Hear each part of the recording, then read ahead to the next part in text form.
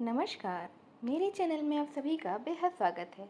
आज मैं आपको सुनाने जा रही हूँ कथा सम्राट मुंशी प्रेमचंद जी की प्रसिद्ध कहानियों में से एक, नादान दोस्त।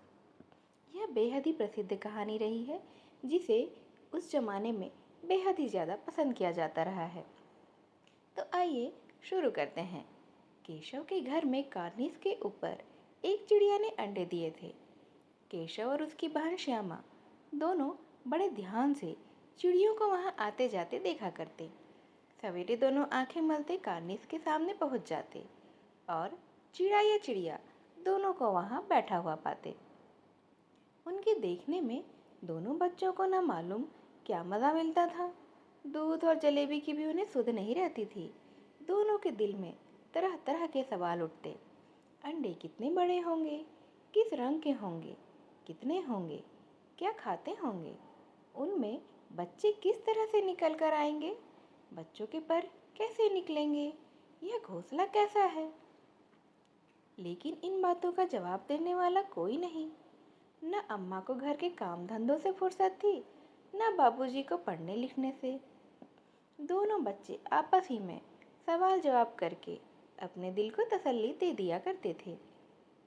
श्यामा कहती, क्यों भैया, बच्चे निकलकर फुर्र से उड़ जाएंगे क्या? केशव विद्वानों जैसे गर्व से कहता, नहीं री पगली, पहले पर निकलेंगे, बगैर परों के बेचारे कैसे उड़ेंगे। श्यामा कहती, बच्चों को क्या खिलाएगी बेचारी? केशव इस पेचीदा सवाल का जवाब कुछ भी नहीं दे सकता था। इस तरह 3-4 दिन गुजर गए। दोनों बच्चों की जिज्ञासा दिन ब दिन बढ़ती जाती थी। अंडों को देखने के लिए वह अधीर हो उठते थे। उन्होंने अनुमान लगाया कि अब बच्चे जरूर निकल गए होंगे। बच्चों के चारों का सवाल अब उनके सामने आ खड़ा हुआ था। चिड़िया बेचारी इतना दाना कहाँ से पाएगी कि सारे के सारे बच्चों का पेट भरे। गरीब बच्चे भूख के मारे चूं चूं करके मर जाएंगे। इस मुसीबत का अंदाजा करके दोनों घबरा उठे थे। दोनों ने फैसला किया कि कार्निस पर थोड़ा दाना रख दिया जाएगा। श्यामा खुश होकर बोली, तब तो चिड़िया को चारे के लिए कहीं भी उड़कर नहीं जाना पड़ेगा ना? केशव ने कहा, नहीं, तब क्यों जाएगी वह? श्यामा ने कहा, क्यों भैया, बच्चों को धूप नहीं लगती होगी क्या? केशव का ध्यान इस तकलीफ की ओर बिल्कुल भी नहीं गया था। वह बोला, जरूर तकलीफ तो हो रही होगी, बेचारे प्यास के मारे तड़प रहे होंगे, ऊपर छाया भी तो नहीं है कोई। और आखिर में यही फैसला हुआ कि घोंसले के ऊपर कपड़े की छत बना देनी चाहिए। पानी का प्याला और थोड़े से चावल रख देने का प्रस्ताव भी स्वीकृत हो चुका था। दोनों ही बच्चे बड़े चाव से काम करने लगे। श्यामा माँ की आंख बचाकर मटके से चावल निकाल लाई थी। केशव ने पत्थर की प्याली का तेल चुपके से जमीन पर गिरा दिया था और खूब साफ करके उसमें पानी भर दिया था। अब चांदनी के लिए कपड़ा कहाँ से लाए? फिर ऊपर बगैर छड़ियों के कपड़ा ठहरेगा कैसे? और छड़ियाँ खड़ी होंगी भी तो कैसे होंगी? केशव बड़ी देर तक इसी उधेड़बुन में रहा। आखिरकार उसने यह मुश्किल भी हल कर ली। श्यामा से बोला, जाकर कूड़ा फेंकने वाली टोकरी तो उठा ला, अम्मा जी को बिल्कुल मत दिखाना। श्यामा ने कहा, वह तो बीच में फटी हुई है, उसमें से धूप न जाएगी क्या? तब केशव ने झुंझलाकर कहा, तू टोकरी तो लेकर आ, मैं उसका सुराग बंद करने की कोई हिकमत करता हूँ, देखते हैं क्या होता है। श्यामा दौड़कर टोकरी उठा लाई।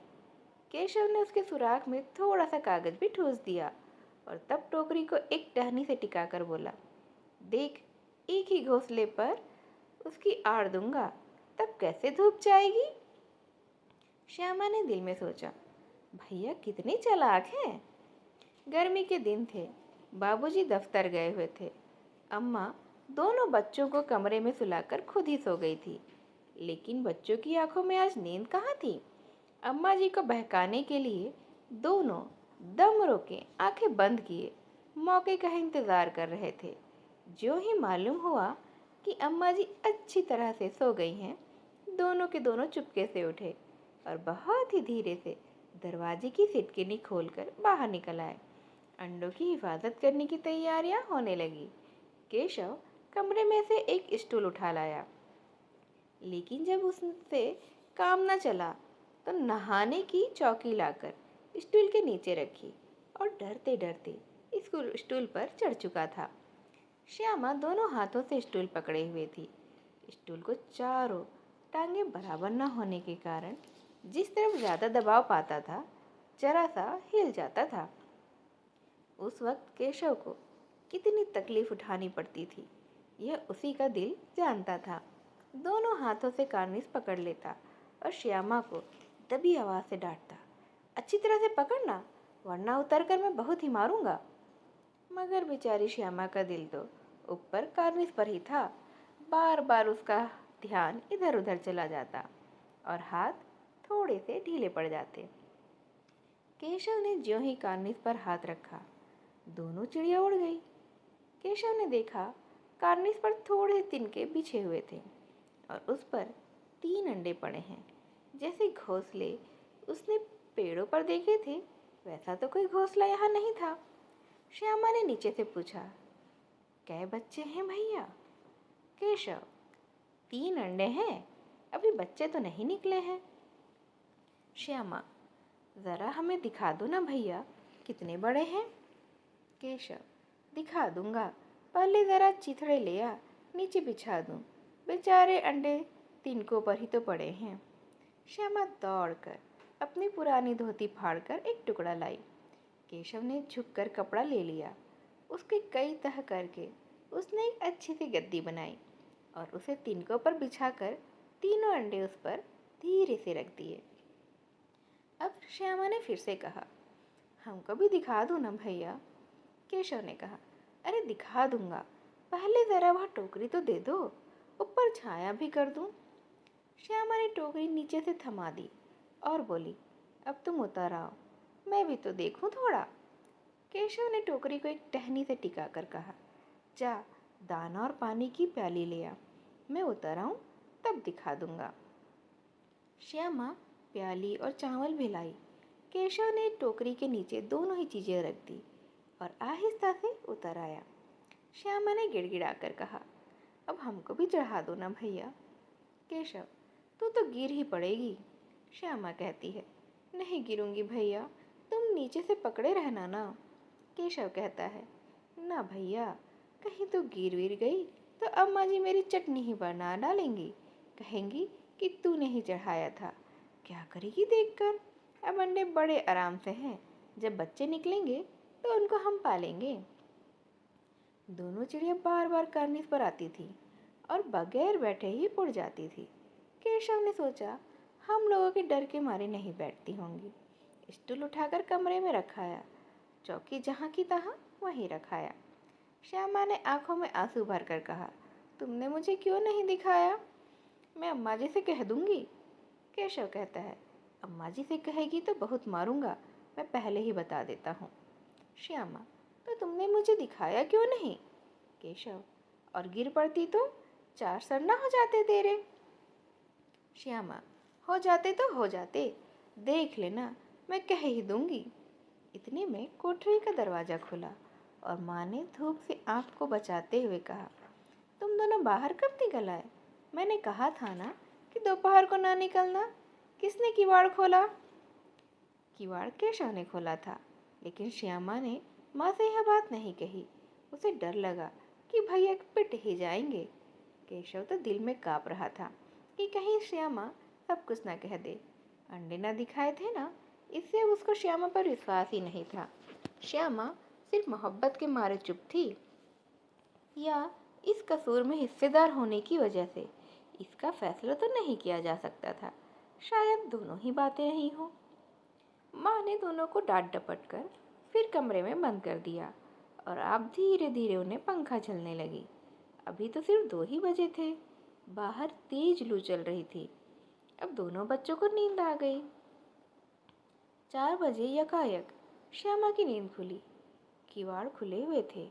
वह दौड़ी हुई करनिस के पास आई और ऊपर की तरफ ताकने लगी। टोकरी का पता भी नहीं था। संयोग से उसकी नजर नीचे गई और वह उल्टे पांव दौड़ते हुए कमरे में जाकर जोर से बोली, भैया, अंडे तो नीचे पड़े हैं, बच्चे उड़ गए। केशव घबरा कर उठा और दौड़ता हुआ बाहर आया तो क्या दिखता है कि तीनों अंडे नीचे टूटे हुए पड़े हैं और उनसे को कोई चूजे की चीज़ बाहर निकल आई है। पानी का प्याला भी एक तरफ टूटा हुआ पड़ा है। उसके चेहरे का तो रंग ही उड़ गया। सहमी हुई आंखों से जमीन की तरफ देखने लगा। श्यामा ने पूछा, बच्चे कहाँ उड़ गए क्या भैया? केशव ने करुण स्वर में कहा, अंडे तो फूट गए। अरे, और बच्चे कहाँ गए? केशव ने कहा, तेरे सर में दिखती नहीं है, अंडों से उजला उजला पानी निकल आया है, वही 2-4 दिन में बच्चे बन जाते। माँ ने सोटी हाथ में लिए हुए पूछा, तुम दोनों वहाँ धूप में क्या कर रहे हो? श्यामा ने कहा, अम्मा जी, चिड़िया के अंडे तो टूटे हुए पड़े हैं। अम्मा ने आकर टूटे हुए अंडों को देखा और गुस्से से बोली, तुम लोगों ने अंडे को छुआ होगा ना? अब तो श्यामा को भैया पर जरा भी तरस न आया। उसी ने शायद अंडों को इस तरह रख दिया था कि वह नीचे गिर पड़े थे। इसकी उसे सजा तो मिलनी ही चाहिए। और वह बोली, इन्होंने ही अंडों को छेड़ा था मम्मी। माँ ने केशव से पूछा, क्यों रे? केशव भीर की बिल्ली बना खड़ा रहा था। माँ ने कहा, तू वहाँ पहुँचा कैसे भला? श्यामा ने कहा, चौके पर स्टूल रखकर इसे याद करके वह तो कभी कभी रो भी पड़ता था। अब दोनों चिड़िया वहाँ कभी दिखाई नहीं दी थी। इस तरह से नादान दोस्त की यह कहानी यही समाप्त होती है, जो दो भोले बच्चों की कहानी है, उनकी सोच की, उनके प्यार की, उनकी शरारत की और उनकी देखभाल की। यह कहानी आपको कैसी लगी हमें कमेंट बॉक्स पर लिखकर ज़रूर बताइएगा। ऐसे ही और कहानियों के साथ मैं आपसे फिर से मिलने आऊँगी। मेरी इस कहानी को यहाँ तक ध्यान से सुनने के लिए आप सभी का धन्यवाद। नमस्कार।